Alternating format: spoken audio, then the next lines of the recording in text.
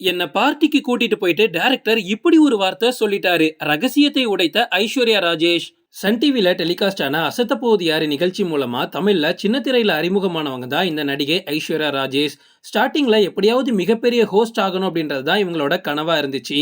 அதுக்கப்புறமா சன் டிவில எப்படியோ ட்ரை பண்ணி உள்ள வந்து அதுக்கு முன்னாடி ஐஸ்வர்யா ராஜேஷ் திரைத்துறையில வாய்ப்புகளை தேடி அலைஞ்சிட்டு இருந்தாங்க. எப்படியாவது சின்ன திரைக்குள்ள போயிட்டோம் அப்படின்னா அது மூலமா சினிமாக்குள்ள போயிடலாம் அப்படின்னு ட்ரை பண்ணிட்டு இருந்தாங்க.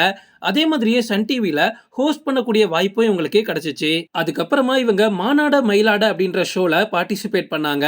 இவங்க உண்மையாவே நல்லா தான் டான்ஸ் ஆடுவாங்க. இவங்க நடன திறமையால கொஞ்சம் கொஞ்சமா முன்னேறி வந்து அதுல ஜெயிக்க முடியாட்டாலும் ஓரளவுக்கு இவங்க ஃபேமஸ் ஆனாங்க. இது மூலமா தான் அப்படியே லைட்டா கொஞ்சம் கொஞ்சமா சினிமாக்குள்ள வந்து இன்னைக்கு ஒரு மிகப்பெரிய நடிகையாவே மாறிட்டாங்க.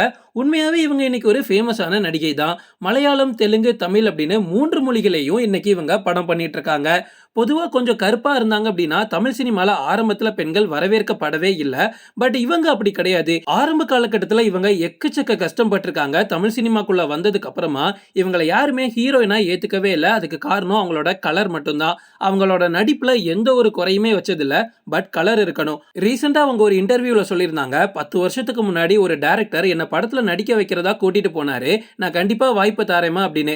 அங்க போய் பார்த்ததுக்கு அப்புறமா அவர் சொல்றாரு, இந்த பொண்ணெல்லாம் ஜூனியர் ஆர்டிஸ்டா கூட நடிக்க வைக்க முடியாதுடா, இவளை எப்படா ஹீரோயினா மாத்துறது அப்படின்னு அசிங்கப்படுத்தி அனுப்பி விட்டுட்டாங்களா. ஆனா அந்த வார்த்தை எனக்கு ஒரு ஊக்கமா இருந்துச்சு. ஜூனியர் ஆர்டிஸ்டா கூட நடிக்க தகுதி இல்லைன்னு என்ன பத்தி சொன்னாங்க. ஆனா இன்னைக்கு நான் ஒரு மிகப்பெரிய நடிகை அப்படின்னு பெருமையா சொல்லியிருக்காங்க. அதே மாதிரி இன்னொரு இன்சிடென்ட்டையும் சொல்லியிருக்காங்க. ஒரு ஃபேமஸான டைரக்டர் வந்து ஐஸ்வர்யா ராஜேஷை கூப்பிட்டுட்டு ஒரு பார்ட்டிக்கு போயிருக்காங்க. அந்த பார்ட்டியில வந்து ஒரு படத்தோட கதையை சொல்லியிருக்காங்க. இந்த கதையில நீ நடிக்கிறியாமா, நீதாமா ஹீரோயின் ரோல், கண்டிப்பா உனக்கு நான் வாய்ப்பு தரேன்னு சொல்லியிருக்காங்க. ஆனா நான் சொல்லக்கூடிய சின்ன சின்ன வேலைகள் நான் சொல்ற மாதிரிலாம் நீ செஞ்ச அப்படின்னா கண்டிப்பா நான் உனக்கு வாய்ப்பு தரேன் அப்படின்னு சொல்லியிருக்காங்க. அந்த படத்தோட கதையை கேட்கும் போதும் ரொம்ப மோசமான கதையா இருந்திருக்கு.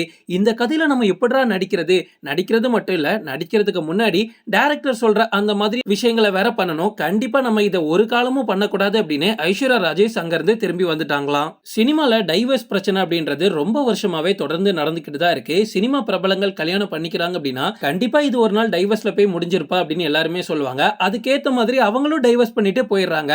இது எல்லாத்துக்கும் முக்கிய காரணம் என்ன தெரியுமா, அந்த நைட் பார்ட்டி தான் அப்படின்னு பைல்வான் ரங்கநாதன் ஒரு இன்டர்வியூல சொல்லியிருக்காரு.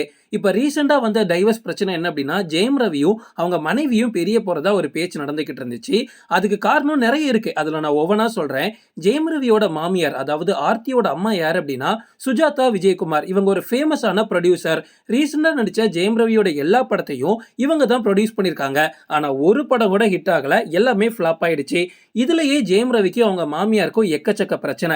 இன்னொரு பக்கம் என்ன அப்படின்னா, ஆர்த்தி சின்ன வயசுல இருந்தே ரொம்ப பெரிய பணக்கார குடும்பத்துல இருந்தவங்க, ரொம்ப ஜாலியா வளர்ந்த பொண்ணு. ஆனா அப்படியே ஆப்போசிட்ல ஜெயம் ரவியை பார்த்தோம் அப்படின்னா அவர் அப்படிலாம் கிடையாது.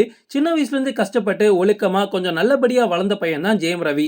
சோ இவருக்கு இந்த நைட் பார்ட்டிக்கு ஆர்த்தி போறதெல்லாம் சுத்தமா பிடிக்காது. அதுவும் நைட் பார்ட்டிக்கு தனுஷ் கூட தான் ஆர்த்தி போறாங்கன்ற ஒரு பேச்சு கூட இருந்ததா பைல்வான் ரங்கநாதன் சொல்லியிருக்காரு. இது ஜெயம் ரவிக்கு சுத்தமா பிடிக்கல. பட் இத போய் அவங்க மாமியார் சுஜாதா கிட்ட சொன்னா அவங்க இதை கண்டுக்கிறதே கிடையாதான். என் பொண்ணு பார்ட்டிக்கு போறதுல உனக்கு என்னப்பா பிரச்சனை, அவளுக்கு பிடிச்சிருக்கு, அவ போயிட்டு போறா, நீ எதுவும் கேட்காதன்னு சொல்லி முடிச்சிட்டாங்களா. ஆல்ரெடி படம் வேற ஃபிளாப்பா போயிட்டு இருக்கு.